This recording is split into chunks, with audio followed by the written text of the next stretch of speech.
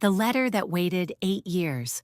Some letters travel for days, some travel for weeks, and some wait for their owner for so many years that people begin to believe they were forgotten. But if a letter truly belongs to someone, if it carries words that must be heard, one day it will find its way, even after many years, even after everyone stops waiting. That morning, Eliza decided to clean the attic. The old house always seemed to keep memories hidden somewhere. Every spring, when the sunlight became warmer, she discovered things they had forgotten about. An old lantern covered in dust, a cracked suitcase from another time, a small box with Emily's baby clothes, old books with yellow pages, photographs that carried moments from a life that felt almost impossible to remember. And in the darkest corner of the attic stood a wooden chest, a chest they had never opened since they moved into the house. "Can we look inside?" Emily asked. Eliza smiled. "Of course, but be careful, it is very old." Emily stepped closer with curiosity in her eyes. The two of them lifted the heavy lid together. The wood made a long, painful sound as it opened. Inside were old books, faded pictures, pieces of fabric, and a small package tied with a blue ribbon. Eliza stopped breathing for a moment. She knew that ribbon. She knew that knot. Marcus used to tie things exactly like this. Her hands became cold. For 8 years she had tried to put some memories away, not because she wanted to forget him, but because remembering sometimes hurt too much. Slowly, she reached for the ribbon. Her fingers trembled as she untied it. Inside the package were old watches, the same watches Marcus had carried with him, and underneath them, a small envelope. The paper was old. The edges were damaged by time. On the front, written in familiar handwriting, were a few words. "For Emily, when she becomes old enough to ask questions." Eliza stared at the letter for a long moment. She felt like she was standing between two worlds, the past and the present, the life she lost, and the daughter who was still here. "Mommy," Emily whispered, "is it for me?" Eliza looked at her daughter, then she nodded. "Yes, but we will read it together." She carefully opened the envelope. The paper was fragile. The ink had become lighter in some places. Eliza took a deep breath and started reading.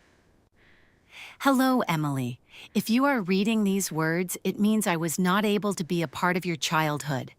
And that is the thing that hurts me the most. But I want you to know something. If people tell you that I was a hero, do not believe them completely. If people tell you that I was a bad person, do not believe that either. I was just a man, a normal person, like many others. I made mistakes. I was afraid. Sometimes I made choices that I regretted. But on the day you were born, I understood something. I finally understood what was worth protecting. I understood what was worth living for." Eliza stopped reading. Her voice became quiet. Her eyes filled with tears. Emily looked at her. "Keep reading, Mommy." Eliza touched the paper gently and continued. "You will never be able to change the past. Do not spend your life trying. Instead, make the people around you believe in the future. Make them feel safe. Make them feel loved. If you can do that, then my life was not wasted." The room became completely silent. Outside, the wind moved through the trees. Inside, Emily sat still. For the first time in her life, she was holding the words of a father she never truly knew. A man who had disappeared before she could remember his voice, before she could hold his hand, before she could call him father. "Did he really write this for me?" Emily asked quietly. Eliza smiled through tears. "Yes." "Before I was even born?" "Yes." Emily looked at the letter again. So he was thinking about me before I learned how to walk? Eliza nodded. Every single day.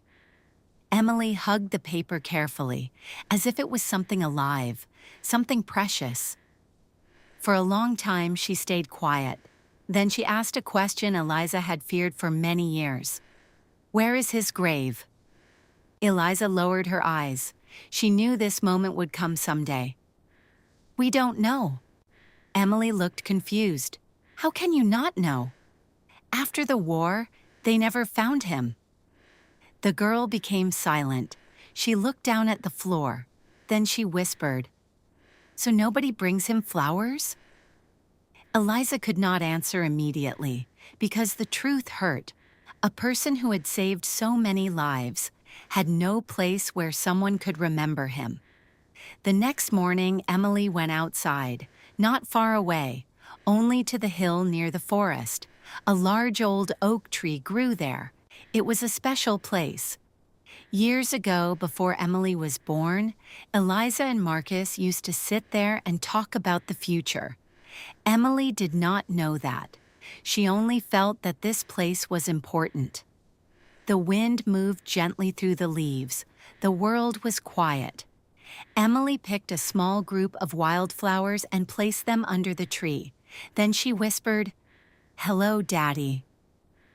I don't know if you can hear me, but if you can, thank you. Thank you for my mother." Eliza stood behind the trees. She did not want to interrupt. She only watched and quietly cried. But these tears were different. For many years, her tears had been filled with pain. Today, they were filled with love and gratitude. When they were about to leave, Emily suddenly stopped. "Mommy, look." Something was hidden in the grass, a small metal box. It was old and almost completely covered with moss. Eliza carefully picked it up. Inside was an old military tag. She turned it over. There were initials carved into the metal. MH. Her heart skipped a beat. It was not Marcus. It was someone else. Next to the tag was a small piece of folded paper. The paper was worn and almost impossible to read, but one sentence was still visible. "If this has been found, it means the promise is still waiting to be completed." Eliza and Emily looked at each other. Neither of them spoke. They did not know who had left the box there. They did not know what promise was waiting. They did not know why it had appeared now, but both of them felt the same thing. This was not the end of Marcus's story. It was the beginning of a new mystery, because sometimes the past does not return to hurt us. Sometimes it returns because something unfinished is still waiting. And sometimes one forgotten promise can change everything.